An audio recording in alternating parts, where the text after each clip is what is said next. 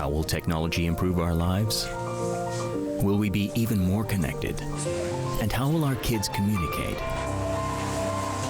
However the world changes, HKT will stay committed to building the future for you. Entrust us with your living and communications needs. Well done. HKT, building for tomorrow, today. Robin Hood here. I love giving away money. Wouldn't it be great to do it every day? With DirectAsia.com.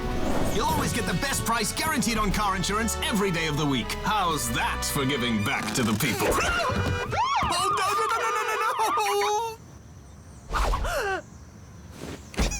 no. You're welcome. DirectAsia.com. Best price guaranteed on car insurance. Easy. 戒唔戒煙好咧？食咗咁多年，點戒啊？但係食煙好易生癌同中風噃。咁易輪到你啊？有咩事？老婆仔女點算啊？你知先算啦。廣告話每2個食煙嘅就有1個早死㗎噃。係人都會死㗎啦。我唔想係早死嗰個。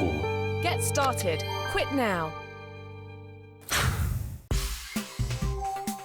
Heston creates a feast, inspired by the history of Britain's culinary treasure. I always think it's best to start an eyeball through the pupil.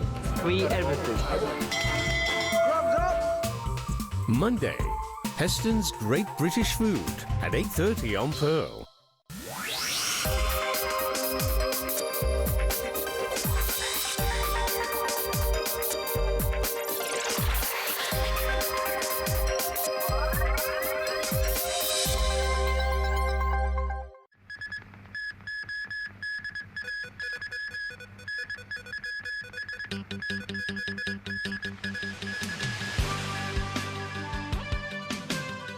An assessment on possibility of situations that might happen. They just want to suppress the freedom of expression.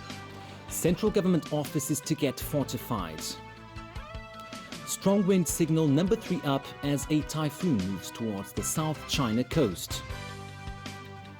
Shelling resumes across Gaza Strip after a 5-hour ceasefire expires.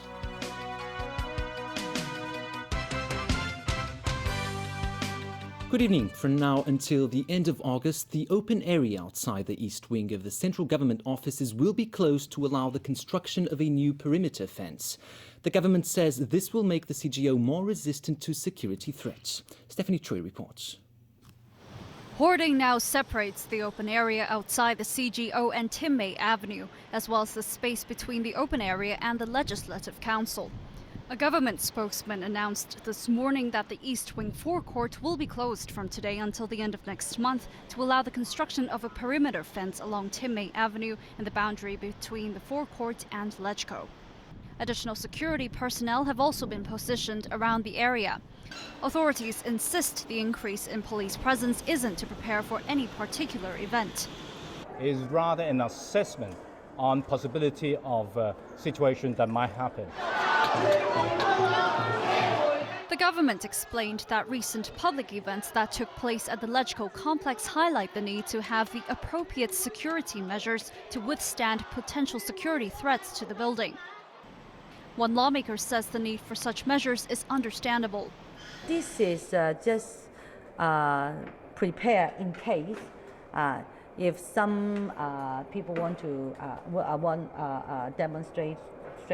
demonstration or become more violent, and at least they won't break the door or the glasses of the government building. Others are not convinced. They just want to suppress the freedom of expression because they are worried about the anger of the people, especially after the coming political reform consultation.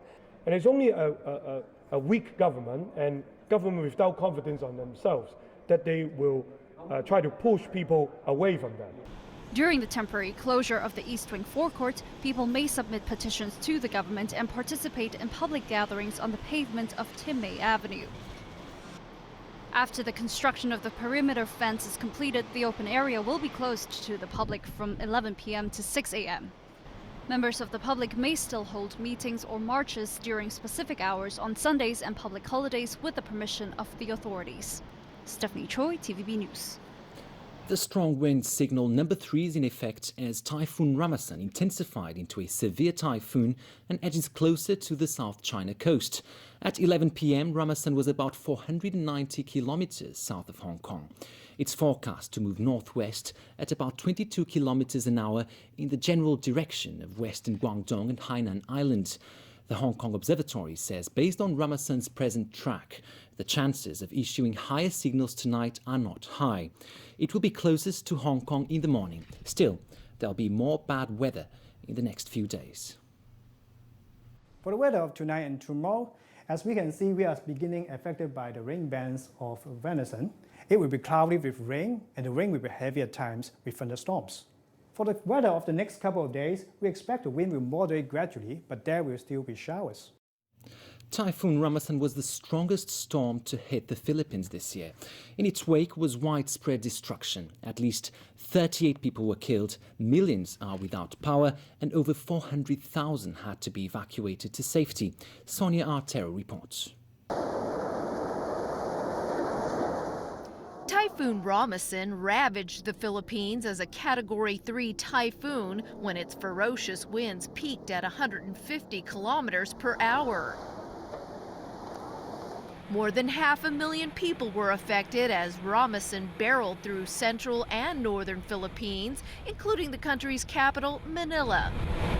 Still scarred from the horror of last year's Typhoon Haiyan that killed more than 6,000 people, Ramasan prompted many villagers to evacuate to safety. More than 500,000 people fled to emergency shelters, and it's a good thing they did. The typhoon pounded its way across the main island of Luzon, where it knocked down homes, trees, and power lines and triggered widespread blackouts. Of Luzon's 17 million residents, close to 2 million households were left in the dark when electricity was knocked out. Power interruptions were also reported across 11 provinces and 3 cities. Disaster officials are still assessing the damage, but the coconut-growing Quezon province appears to have suffered the brunt of the storm. It's so bad, the Quezon governor plans to declare a state of calamity. Most of the deaths in the storm were caused by falling objects. One woman died after being hit by an electricity pole, and a pregnant woman was killed when a wall in her home collapsed. Because reports of missing people are pouring in, officials expect the death toll to rise. Typhoon Ramasan is expected to make landfall in South China within the next 24 hours as it moves in the general direction of western Guangdong province and Hainan Island. Sonia Artero, TVB News. Shelling resumed over the Gaza Strip after a 5-hour humanitarian pause so that United Nations staff could deliver supplies and other aid to Gaza. Israel's bombardment of the region has killed more than 200 Palestinians, including 4 children yesterday who were playing on a beach. Alan Bookney reports. The 4 were among a dozen children playing football on the beach when they were struck by shells fired from an Israeli naval ship. The Israeli military called the incident tragic, and shortly afterwards, Israel and Hamas said they would cease attacks for 5 hours today while the UN delivered aid to Gaza. Despite expressing outrage at the deaths of the 4 children, Hamas spokesman Sami Abu Zuri said they agreed to temporarily stop the shelling after consultations among various Gaza militant groups. It's the most encouraging sign yet that there could be some scaling back to the fierce fighting. Another encouraging sign was a meeting in Egypt between Palestinian President Mahmoud Abbas and leaders of the Arab League. They discussed the Egyptian proposed ceasefire that the Hamas military faction initially rejected. It's a concrete sign that efforts to reach a de-escalation in the violence are still active. International pressure for Hamas to accept the Egyptian proposal is also mounting. Speaking at a meeting with Israeli Prime Minister Benjamin Netanyahu, Italy's foreign minister urged Hamas to revise their decision. And we would use all the political and diplomatic efforts that we can put in place for a ceasefire, a sustainable ceasefire to take place. I think that the most important thing vis-a-vis Gaza is to ensure that Gaza is demilitarized from rockets and from the attack tunnels that Hamas is building into Israel. The Israeli army released footage today of what it says is the latest tunnel attack inside its border that was repelled yesterday. The Hamas political wing insists it's still considering the Egyptian brokered ceasefire proposal, but the militant wing said Wednesday it rejected the deal because it failed to respond to Palestinian conditions. Alan Buckniat, TVB News. Militants launched a pre-dawn attack today on Kabul International Airport in Afghanistan's capital. Rockets rained down on the airport building used by civilians and the military. The militants occupied two buildings under construction about 700 meters from the airport, which they used as a base for the attack. Security forces surrounded the buildings and there was an intense gun battle. Police said 4 of the attackers were killed and the battle was halted without any civilian or police casualties. The fighting lasted about 4 hours. The Taliban claimed responsibility. The attack came at a tense time in Afghanistan as there is a recount underway of the disputed second round of the presidential election. The United States has imposed its toughest sanctions yet on Russia over the crisis in Ukraine. They target businesses closely linked to Russian President Vladimir Putin, including oil giant Rosneft and the country's second largest gas producer, Novatek. These sanctions are significant, but they are also targeted, designed to have the maximum impact on Russia while limiting any spillover effects on American companies or those of our allies. What we are expecting is that the Russian leadership will see once again that its actions in Ukraine have consequences, including a weakening Russian economy and increasing diplomatic isolation.